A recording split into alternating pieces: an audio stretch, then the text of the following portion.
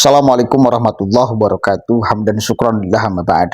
Sahabat Indonesia Plural yang saya hormati dan saya banggakan, sebagaimana fatwa Anies Rashid Baswedan yang mengatakan bahwa rekam jejak, melihat seseorang itu jangan dari visi misinya, karena visi misi bisa dikarang, tapi lihatlah seseorang itu dari rekam jejaknya. Salah satu orang yang selalu membela Anies Rashid Baswedan di dalam segala hal itu adalah Tifa. Katanya dia dokter. Lebih akrab disebut dokter Tifa. Dia berperan terus menyerang Presiden Jokowi. Saudara. Ini adalah video kompilasi dan saya kira layak untuk saya tayangkan biar kita paham sama-sama siapa Anies Rashid Baswedan dan bagaimana rekam jejaknya. Bagaimana perlakuan para pendukung Anies kepada Jokowi.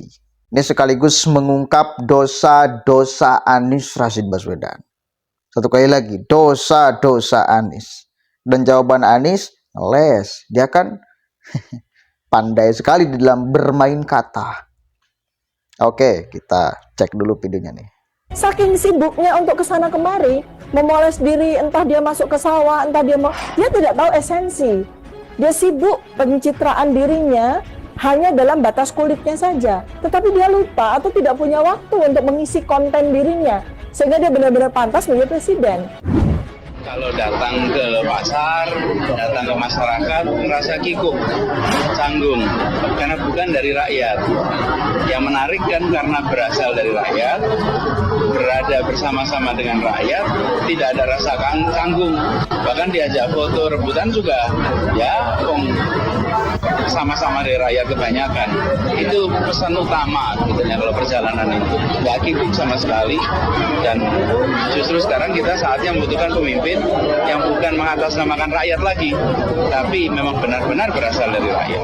Saya ingatkan, carilah pemimpin yang senang dan mau turun ke bawah. Pemimpin itu sekali lagi harus menyadari mengenai keberagaman Indonesia. Kalau seandainya negara ini sudah begitu cakadut, begitu amburadul, apakah kita perlu untuk duduk bersama, lalu kemudian kita pastikan apakah negara ini masih mau kita lanjutkan, atau mau kita restart, atau mau kita apa? Wah, ini nggak bilangnya begini nih. Saya merasa punya panggilan untuk membenahi manusia nih, supaya manusia Indonesia itu menjadi manusia yang lebih baik dibandingkan dengan yang sekarang ini kita hadapi gitu. Tetapi memaki-maki dengan bahasa yang begitu kotor, yang tak terbayangkan itu akan disampaikan oleh ibu mereka gitu kan. Saya di sini akan bicara kepada Bapak dan Ibu yang belum mendukung Mas Anies. Kami adalah kawan OSIS dari kelas 1.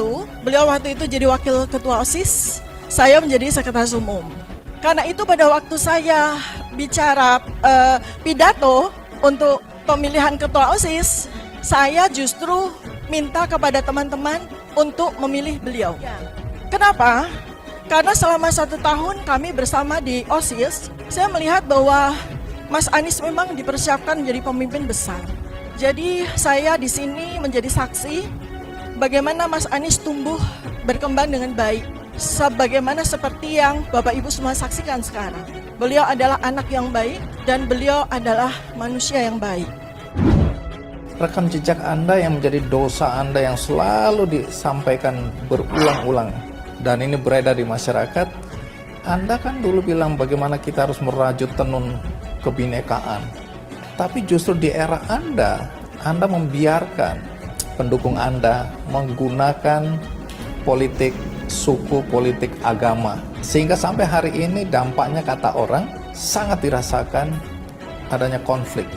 Bahkan ada yang bilang kadrun, ada yang bilang kecebong, dan seterusnya. Itu gara-gara Anda. Jawabannya adalah lihat pada kenyataan.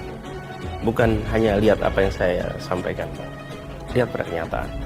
Kenyataannya yang disebut sebagai polarisasi, bahkan sampai robek kalau turun kebangsaan, itu tegang sudah mulai 2012. Di 2015 mulai makin kuat. Poinnya adalah polarisasi sudah bicara identitas itu sudah terjadi sebelum saya menjadi calon gubernur. Keramaian itu tinggal dilihat aja di catatan sosial media, di catatan media-media. Tema-tema yang sudah ada sebelum saya calon gubernur. Jadi, saya merasa ketika saya mendapatkan panggilan tugasnya calon gubernur, justru saya ingin mengembalikan yang robek ini. Karena sudah terjadi sebelum saya jadi calon gubernur. Boleh dicek di semua data. Bagaimanapun seorang politisi itu adalah seorang visioner. Ada orang yang merasa bahwa kalau kalian memilih saya itu sama dengan kalian memilih dan menjayakan agama kami. Ini sudah menunggang. Termasuk kalau pilkada ini, pilkada 2017, sampai ke kalau pendukung Ahok pada zaman itu tidak boleh disalatkan jenazahnya di masjid ini. Ini kan sudah politisasi. Termasuk juga menggunakan penguatan ayat-ayat. Jumlah spanduk yang berisi ujaran kebencian dan provokatif bertebaran di sejumlah wilayah di Jakarta. Insiden warga yang meninggal tidak disolatkan di rumah ibadah mendorong polisi memeriksa sejumlah pihak. Sebelumnya salah satu warga Pondok Pinang diduga dipaksa menandatangani surat pernyataan akan memilih salah satu calon gubernur DKI Jakarta jika anggota keluarganya ingin disolatkan jenazahnya oleh pengurus masjid. Yang ketika jaringan itu bekerja, hasilnya sungguh dahsyat. Dan jaringan itu adalah masjid.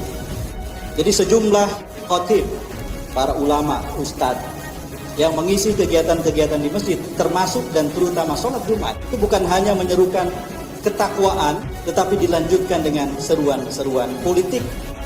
Terus-menerus disampaikan ketika hari pencoblosan tiba. Oke, manfaat gak kira-kira video itu? Saya kira manfaat banget. Memang dulu itu Anies ya mendukung Jokowi. Anies masih bisa berbicara jujur, berkata jujur terhadap fakta siapa itu Jokowi. Ya, masih dulu kan masih jadi dosen dia. Rektor. Nah, sekarang dia menjadi gelandangan politik, samalah seperti Mbah Amin Rais. Gak bakal jauh beda. Coba kita lihat sama-sama ke depannya seperti apa. Karena hasrat politik dulu masih normal, masih bagus, masih jernih sekali pikirannya.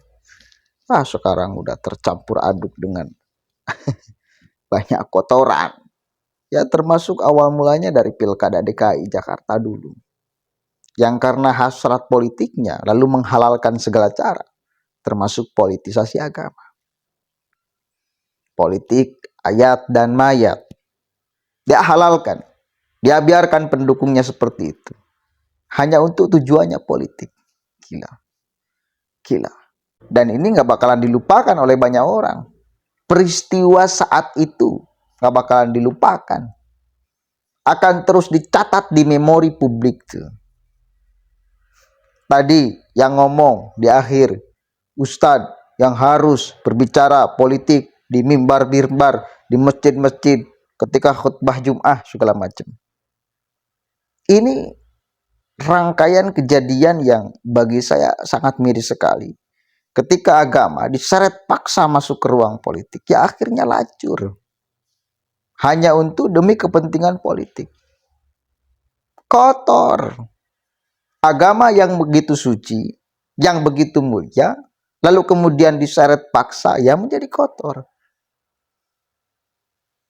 Jadi bukan pada akhirnya politik yang dibumbui agama, tetapi agama yang disetir oleh politik. Kan suka banyak yang salah artikan di dalam urusan ini. Misal, ini ada orang sekuler, ini ada orang liberal, ini ada orang PKI yang mau memisahkan antara agama dengan negara. Bukan seperti itu. Bos, nggak ada yang memisahkan. Siapa yang memisahkan? Nggak ada. Agama itu hadir di setiap sendi kehidupan manusia. Yang Islam dipandu oleh agama Islam. Yang Kristen dipandu oleh agama mereka sesuai dengan kepercayaannya masing-masing. Tetapi bila kemudian agama dijadikan alat, satu kali lagi, ini harus tegas. Tetapi bila kemudian agama menjadi alat politik, alat kesuksesan, anak tangga menuju dia menjadi gubernur, anak tangga menuju dia menjadi ketua RT, anak tangga menuju dia menjadi presiden, maka yang diinjak itu ya agamanya. Yang namanya juga anak tangga. Anak tangga itu kan diinjak supaya kemudian orangnya sampai ke tujuan. Jadi bukan politik yang dipandu agama pada akhirnya, tetapi agama yang dipandu politik. Ini masalah pada akhirnya. Ketika agama lalu kemudian dipandu oleh politik, menghalalkan segala cara, mengharamkan yang tidak mestinya menjadi haram, mentidakbolehkan yang boleh, mewajibkan yang tidak wajib, ya, memunafikan yang belum tentu munafik, mengkafirkan yang belum tentu kafir, dan penilaian-penilaian itu mestinya tidak boleh sembarangan dan tidak boleh diucapkan oleh kita. Ya, tidak boleh, apalagi sembarangan. Artinya kan hanya demi kepentingan politik, lalu stigma agama ini diseret untuk menstempel orang lain. Oh, itu munafik, oh itu kafir, bukan pejuang. Kan itu pada akhirnya. Lacur kan? Lacur. Kotor gak? Kotor. Demi kepentingan politik. Itu, saudara, rekam jejak. Tidak akan pernah lupa. Dan tidak akan pernah dilupakan. Publik mencatat itu. Ngeri kan? Sampai sekarang dampaknya, bos. Betapa jahatnya Anies Rashid Baswedan dan kawan-kawannya. Dan kroco-kroconya. Jahat biadab itu namanya. Penistaan agama. Iya. Dinistakan agama untuk kepentingan politik. Itu yang fatwa masjid-masjid. Ya. Mudah-mudahan ada manfaatnya. Assalamualaikum warahmatullahi wabarakatuh.